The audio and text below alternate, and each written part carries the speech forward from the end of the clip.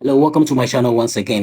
Charlie, today I am sharing with you, this is a video that I've shared here before, but this is like the part 2 of the video that I shared about a Black American girl who has decided to school in Ghana, and it seems like she went through the JHS system, and when she completed, she moved to the senior high school, but someone is asking how. It's a question that someone was asking, that how was she able to get the school that she got? Why not in Accra, but in the Volta region? So she's going to answer some of these questions and other questions too. So let's go into the video, watch, come back and talk. Okay, we're back. Hi. Me and Gia are back. We had a lot of questions. This simple video blew up. I was just sharing about Gia and her first experience up in Volta, and so many of you all have responded. And some of the questions I want to answer quickly before we answer the question that's right there. What community did you stay in Tema, Newtown? Awudum. Awudum. Okay. And how long were you in Tema, Newtown? I would say about 3 years. And what was your JHS? What was your school? Ejiri Preparatory School. And being there and then being in Volta, how different is that for you?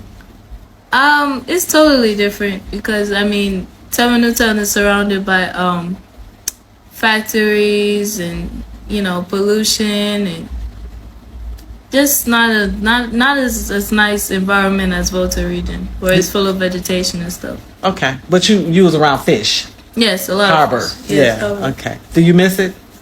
Not yet. Sometimes. Sometimes, yeah. I always tell her Tema Newtown reminds me a little bit of New York. It just don't sleep. It just has a lot of energy. Okay, so that's where she was at. You said again, Awudum? Awudum. Okay.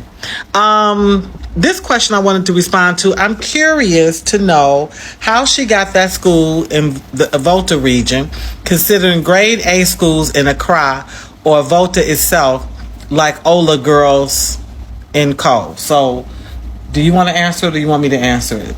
I would say I got that school mainly because I chose the school.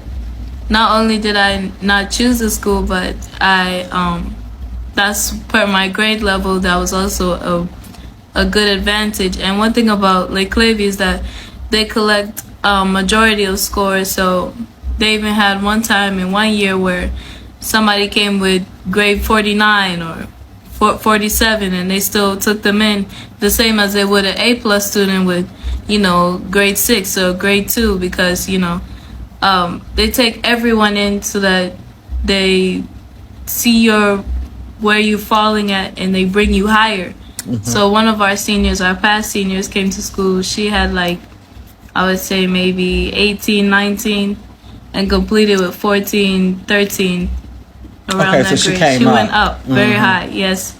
And she was part of the quiz. Okay.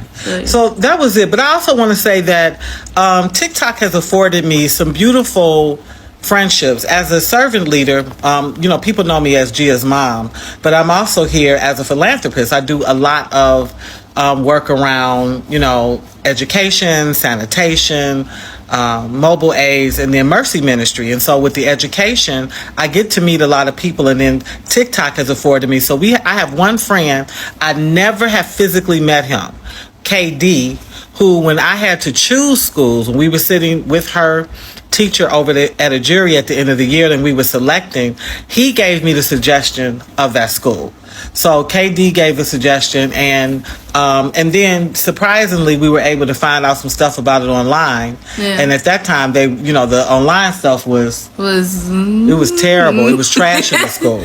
Yeah. Okay, and I had to encourage Gia. I said a lot of times when the school gets in trouble, that's when they correct themselves. They fix whatever it is that people are, challenging them about. So that wasn't a deterrent for me. The other thing is, you just heard that she was in Tema Newtown and the difference in environment, industrial, factories, the harbor, lots of fish hawkers and congestion, because Tema Newtown is very choked.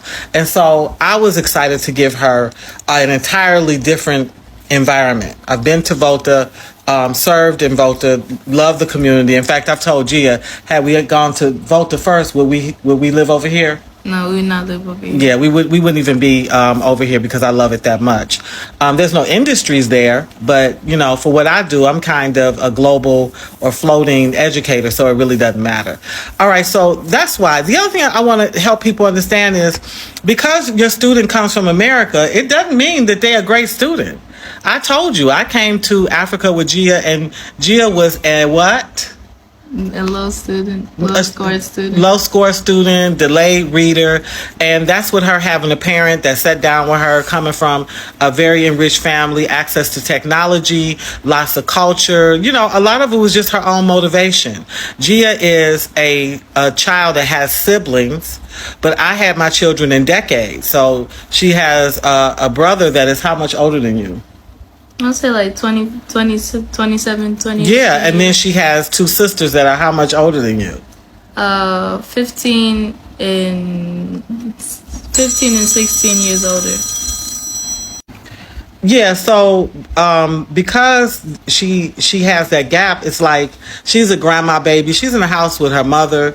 Initially her mother, her dad, and then her grandma. So it wasn't a lot of incentive for her to just like buckle in on academics. Is that true? Yeah. Okay, so we got to Africa, and Africa has enriched my daughter holistically. So that means it's helped her with her discipline, her character, friendships, you know, elder system, everything. What would you say is your biggest education being here? How has it helped you the most? With discipline, seriousness, to be honest, the fear alone of failing, because my teachers, they didn't intimidate me, but they did intimidate me in a way where it was like, I know I'm not gonna fail because I don't want to treat of what failures get. So you know, it really pushed me and pushed my mind to say that yeah, I need to learn something. Otherwise, the penalty is severe. So I grew up in the 70s where corporal punishment was standard in a classroom. And one of the things I talked to Gia about was, I said, listen, the way I managed that was when I saw what other children, what got them disciplined, got them paddled, I didn't do that. I let them do the testing. So I may have been paddled once or twice the whole time, and so I didn't shield her from that. Lots of people were not happy with me that I was comfortable with corporal punishment because it is often abused. Not where we were at, but I know that's one potential, and it happened even during my time. But on the other hand, I think I'm seeing generations now. We've lived 4 decades without it. They removed it, and our children in the States run amok. Yeah. They also have the laws that's not in favor of parents, where if you discipline your children, the children can actually call the police on their own parents. Okay, and listen, and they do. So in the black community, we still tag them, but it's still, you know, just that overall sense of other parents, other your neighbors and other community leaders stepping in and disciplining. That's not there. So Gia's not a kid that you necessarily have to beat. But do she know she needs discipline? Yeah. Yeah, she knows she needs discipline. She needs discipline. But in terms of her intelligence, many of you have said she's beautiful and intelligent. She was always beautiful. She was always intelligent. In fact, my son, my eldest, said she's the brightest of my children. But she also is the most cantankerous. She also is the most, I would say, sometimes I say her zodiac sign is donkey. Is a donkey because she just can be a little bit stubborn. So Africa has helped you how with that? A lot. It helped me a lot. Do you appreciate it, or you sometimes shake your head? Of course I appreciate it. Why wouldn't I appreciate more gain of academic knowledge? Okay. I said discipline, honey.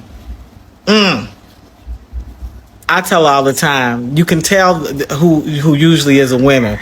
The winners understand their downfall. Yeah, they understand their downfall, and they accept correction.